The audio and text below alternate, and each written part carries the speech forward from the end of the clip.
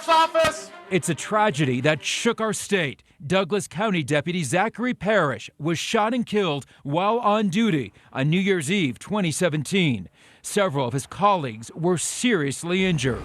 November 2016, another disturbing case of gun violence. Jennifer Labor shot and killed her 2 children in a parking lot. The Highlands Ranch mother also took her own life.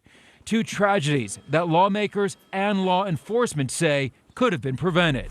Let's begin with a 360 overview of the plan lawmakers hope will avert further heartbreak. It's what's known as a red flag law. It will allow authorities to take away someone's gun and ammunition if that person is in the midst of a mental health crisis. For that to happen, a judge would require proof of the danger, and the order would have a set length. I beg you to read this bill. This bill will save lives. This bill does not infringe upon your constitutional right to have and to keep and bear arms. It does not do that. The Douglas County Sheriff is one of the supporters. It protects people who you know as well as I do should not have it while they're in a mental health crisis. For some context, 9 states have similar laws in place.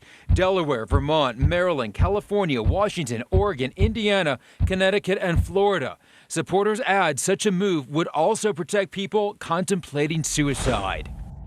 While this effort is being led by Colorado Democrats, it has support from some top Republicans. Local District Attorney George Brockler and State Representative Cole Witz. Law-abiding gun owners have nothing to fear with this legislation. Despite some bipartisan support, there is opposition that includes Columbine survivor Patrick Neville, who is now a Republican state rep. If a person is in crisis, they can make any object, whether it's a truck or a knife or even Columbine. If those propane tanks had gone off, I wouldn't be speaking to you here now. Neville is concerned the bill only targets firearms. He also questions if the court procedure is really strong enough.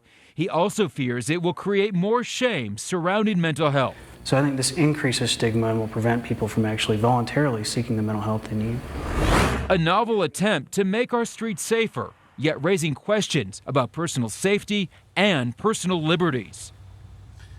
Mark Stewart joins us in the studio tonight.